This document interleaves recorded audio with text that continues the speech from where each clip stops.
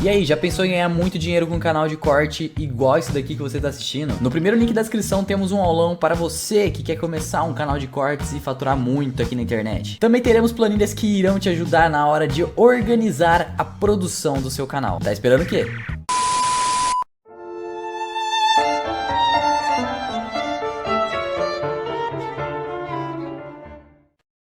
E aí galera, beleza? Como é que vocês estão? Meus amigos, hoje é dia de dossiê para falarmos de um assunto extremamente importante: fake news, manipulação, parcialidade e as eleições deste ano. Gente, o dia de ontem ele foi bem atípico, porque tivemos aí uma série de notícias que acabaram por viralizar e que nenhuma delas era verdadeira. Quero comentar com vocês sobre isso, mostrar como a imprensa vem se comportando, porque a coisa realmente já passou de todos os limites e não estou falando apenas da forma como tratam Bolsonaro, vocês vão entender logo menos, mas já estou falando muita coisa aberta. Quero abrir o vídeo hoje já mostrando sobre a imprensa e aqui a gente vai começar falando no âmbito das campanhas eleitorais como um todo, falar um pouco de Lula, falar um pouco de Bolsonaro. Depois quero falar sobre apoios, como foi aí o dia de ontem, né? O apoio que o Lula recebeu, o apoio que Bolsonaro recebeu e como a imprensa lidou com isso. E aí que a gente vai começar a entrar em alguns casos bem estranhos. No dia de ontem, tivemos uma operação aí da Polícia Federal que alcançou o então governador do estado do Alagoas, Paulo Dantas, aquele ali na foto, perto do Renan Filho, perto do Lula.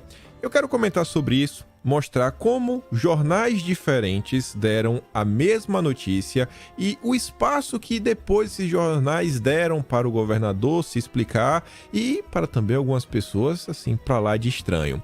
Depois, o dia de ontem, um dos principais assuntos que tomou conta das redes sociais foram as fake news que envolviam o Nicolas. A turma da esquerda resolveu inventar algumas histórias e sobre isso aí a gente tem muita coisa para contar, que também se conecta a umas fake news num contexto um pouco maior e dessa vez tem um grande problema. A própria imprensa, ela fez um levantamento de dados que mostra aí um certo crescimento de engajamento e que parte desse engajamento, querendo ou não, está relacionado à propagação de mentiras. E eu acho que isso é um grande problema, principalmente para a democracia brasileira. Então, te garanto, o vídeo de hoje, principalmente se você é um cara que ainda está indeciso, se você é um cara que ainda não consegue entender como a imprensa no Brasil é parcial, vem comigo que tem muita coisa para eu te mostrar, sempre provando tudo que a gente diz e vejam só. Ontem a UOL, que era a turma da Folha de São Paulo, solta a seguinte nota: bolsonaristas usam redes para dizer que Lula é favorito entre presos. Porém, não foi isso que aconteceu. O que foi que aconteceu, na verdade, é que as pessoas estavam compartilhando uma matéria exclusiva do antagonista, que fez um levantamento de 222 sessões, onde presos provisórios puderam votar, e que mostravam que o Lula tinha mais de 80% dos votos. Foi isso que aconteceu.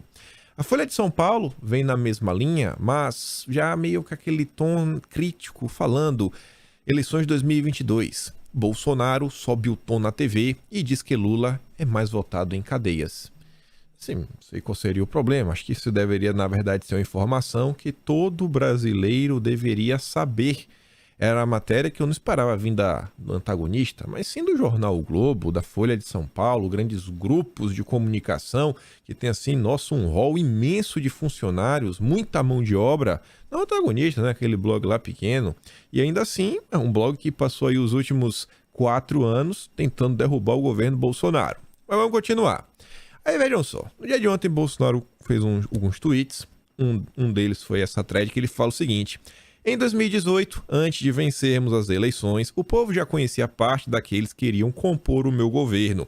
Sabiam qual seria o perfil dos meus ministros e que todos seriam escolhidos com independência. Isso é fundamental para trabalhar pelo Brasil e não por interesses sombrios. Já o candidato do crime organizado não pode anunciar ninguém porque já entregou tudo na mão de grupos e partidos políticos em troca de apoio. É por isso que ele é o candidato do sistema, porque quem é refém pode ser chantageado, ou alguém acha que ele, sei lá, solto por caridade. O que ele chama de Frente pela Democracia é, na verdade, a volta da falsa harmonia, aquela em que companheiros roubam em paz enquanto você paga a conta. Não há compromisso com o povo quando já se está comprometido com outros interesses. Assim nasce a corrupção sistêmica. E olha só, sobre prisões, normalmente quem prende pessoas que cometem delitos é a polícia. Se tem uma coisa que o governo Bolsonaro já tinha como bandeira desde as eleições de 2018, era a segurança pública. Na verdade, uma das bandeiras históricas de Bolsonaro, a luta pela melhorias nas questões de segurança pública. No dia de ontem, a turma da Folha de São Paulo soltou uma matéria onde requenta várias informações que foram trazidas aí alguns meses atrás pela revista Piauí, que também é do Grupo Folha de São Paulo, onde no segundo parágrafo da matéria, as narrativas que eles criam meio que já caem por terra. Eu acho que já fica até desnecessário ler, e já mostra inclusive toda a tendência que é a imprensa brasileira, que é o seguinte: a Folha, só a seguinte nota, saiu hoje pela manhã às 4 da manhã. Sob Bolsonaro, a Polícia Rodoviária Federal mira operações violentas e fragiliza a fiscalização de rodovias. Você lê essa manchete, o que é que você pensa? Pô, a polícia, né, não tá nem aí pra vida humana. Polícia violenta. Meu Deus, tem que acabar com a polícia. Essa polícia bolsonarista. E depois diz que fragiliza a fiscalização. Então, peraí, como é esse negócio? A pessoa quer bater e não quer trabalhar? A polícia quer atacar a população, o motorista, e fiscalizar que é bom não quer? O que está acontecendo? Aí você vai para o subtítulo. Queda no monitoramento de velocidade e em teste de detecção de álcool é apontada como causa para o aumento de mortes em estradas. Aí você vê a primeira parte. Por monitoramento de velocidade, será que isso tem a ver com aquelas críticas que Bolsonaro fazia à indústria de radares? Não vou entrar nesse mérito, mas vamos continuar na matéria. Foi escrita pelo César Feitosa. Aí ele começa. Sob Bolsonaro, a Polícia Rodoviária Federal ampliou suas atribuições. E mudou seu eixo de atuação. Tá. Com afrouxamento da fiscalização do trânsito na rodovia e aposta no combate ao tráfico de drogas. Começou a ficar estranho, né? A polícia agora tá apostando em combater o crime. Isso deveria ser algo ruim. Aí ele começa o segundo parágrafo falando. Essa nova postura que ele começou criticando, não tem mais fiscalização. A polícia que não fiscaliza mais, segundo a turma, pelo menos reduziu bastante, foi a polícia que, com essa mudança de postura, isso tudo resultou em apreensões recordes de farinha de trigo, né? Substâncias ilícitas. E operações com dezenas de óbitos, né? Com certeza. A polícia deve tirar a vida das pessoas, assim, porque não gosto de você, eu vou tirar a sua vida. Não deve ser porque ela realmente está combatendo o crime. Os grandes traficantes. Se teve uma coisa que isso é um dado público, é a quantidade de droga que vem sendo apreendida desde 2019. É recorde. A esquerda pode chorar, pode dar cambalhota, pode falar o que quiser. São números claros e objetivos. E os números do governo Bolsonaro são extremamente superiores a todos os governos anteriores. Seja o Temer, seja a Dilma, seja o Lula, seja o FHC. Você percebe como é? E essa matéria ela continua. Com várias e várias narrativas. A matéria quer te fazer acreditar que o combate às drogas é ruim. É ruim. A Polícia Rodoviária Federal hoje é ruim. É mal. É a polícia de Bolsonaro. Mas vamos continuar. A UOL compartilha inclusive a matéria da Folha, né? É tudo mesmo grupo. Lula diz que não é preciso lei para responsabilidade fiscal, mas caráter. Você consegue enxergar a Folha de São Paulo apenas repercutir a fala de Bolsonaro? Caso fosse Bolsonaro falando isso daqui, você não acha que se Bolsonaro falasse que não é preciso lei de responsabilidade fiscal, mas caráter, se fosse Bolsonaro falando isso, você não acha que ao invés de apenas repercutir a fala do candidato, a Folha de São Paulo ia falar o seguinte: especialistas repudiam fala de Bolsonaro que ele diz que não é necessário responsabilidade fiscal. Entidades veem risco em fala de Bolsonaro sobre responsabilidade fiscal. Mercado financeiro não recebe bem fala de Bolsonaro sobre responsabilidade fiscal. Você não acha que seria se acontecer? Na pior das hipóteses, a Folha coloca o seguinte: fala de Bolsonaro sobre responsabilidade fiscal cai mal, diz leitor. Essa é a imprensa brasileira. Aí veja, enquanto tá aí só dando voz pro Lula, sempre falando, estão criticando o governo o tempo inteiro, tivemos aí o PIB ontem revisado mais uma vez, positivamente. Já tem alguns setores aí falando de mais de 3, cravando 3,1% de crescimento ao longo do ano. Tivemos o terceiro mês seguido de deflação, recorde de desemprego. Temos pela primeira vez mais de 100 milhões de brasileiros trabalhando. E ontem a CNI projeta alta de 3,1 para o PIB em 2022, né? Eu acabei de falar, uma das entidades que revisou. A expectativa anterior de julho era de alta de 1,4. O PIB está sendo constantemente revisado, sempre para cima. Dado real.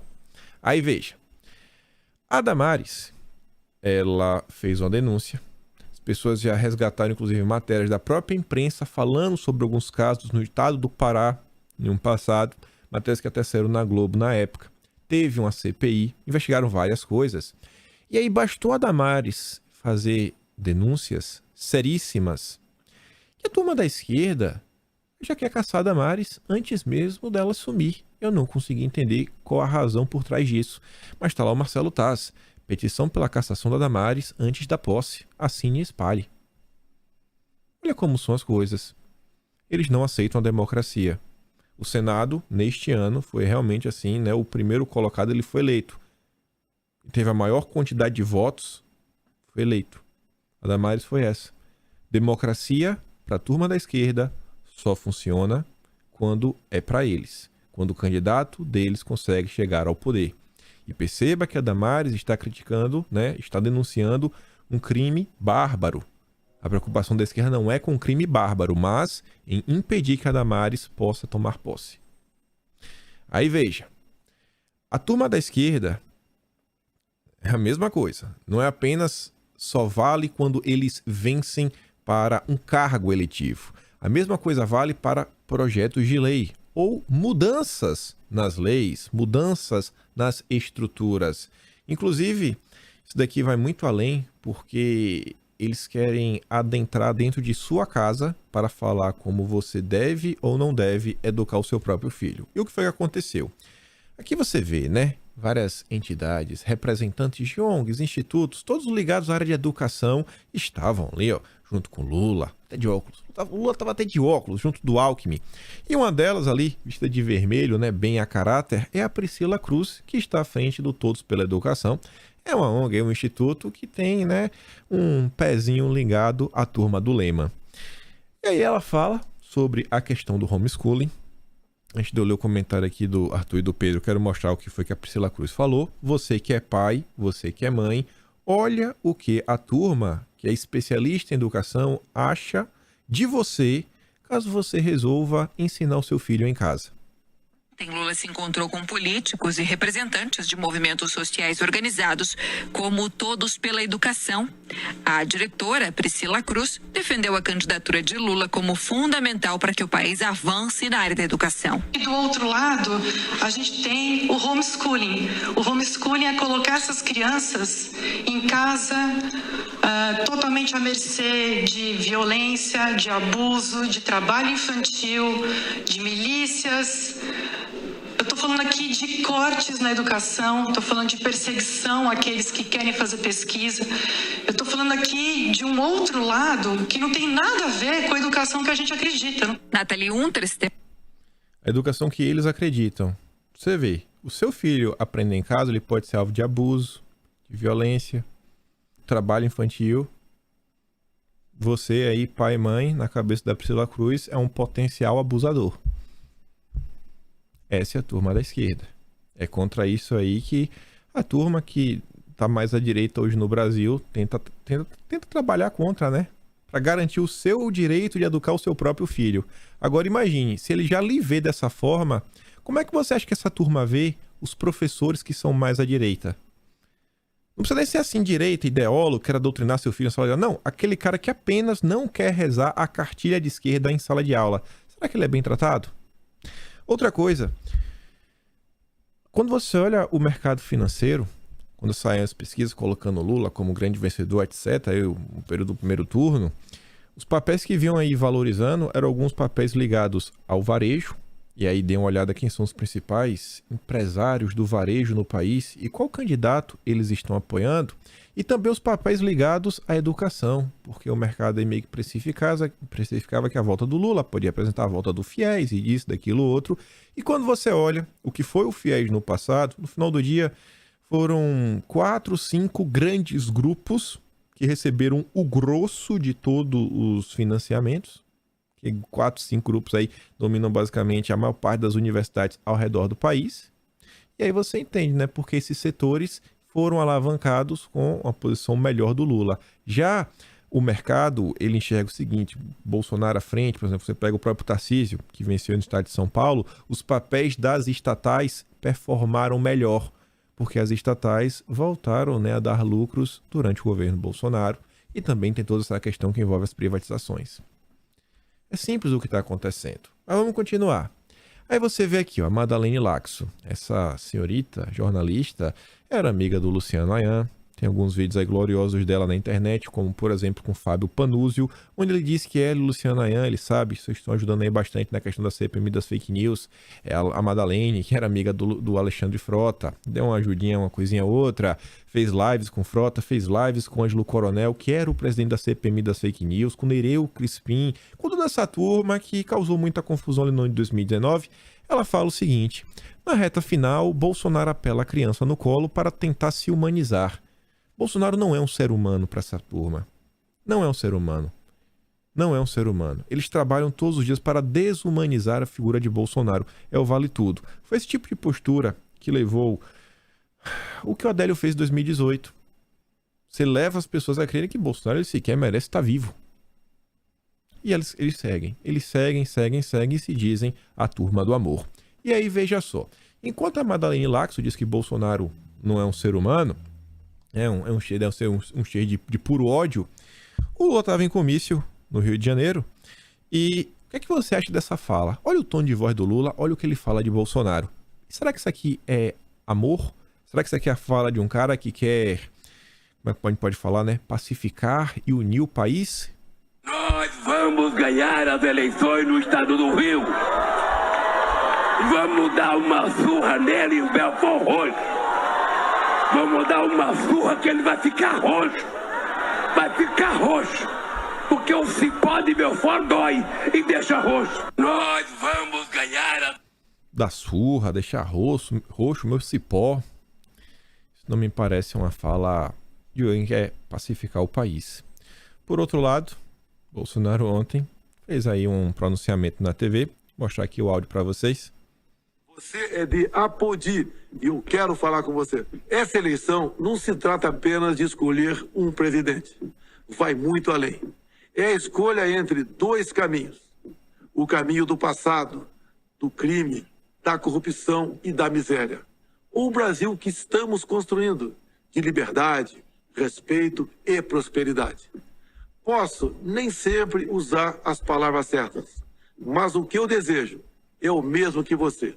Viver com dignidade, andar na rua sem medo, garantir o sustento das nossas famílias e proteger a inocência das nossas crianças. Se as minhas palavras estão te impedindo de fazer a escolha certa, eu, humildemente, te peço perdão. É hora de superar todas as diferenças para proteger o futuro da nossa nação. Quero você, junto comigo, para continuar a transformação do nosso Brasil. Clique em Saiba Mais e entre em nosso canal do Telegram. E no domingo da eleição, somos todos verde e amarelo. Somos 22. Brasil acima de tudo, Deus acima de todos. O cara coloca as propostas, pede desculpas a qualquer pessoa que se diz ofendida, fala, pô, nós defendemos a mesma coisa. Dignidade, a família, as crianças. Isso daqui parece mais uma fala de alguém que quer realmente trabalhar para todos, unir o Brasil. Mas a Madalene Laxo acha que Bolsonaro não é um ser humano. Ele não merece ser humanizado. Aí beleza.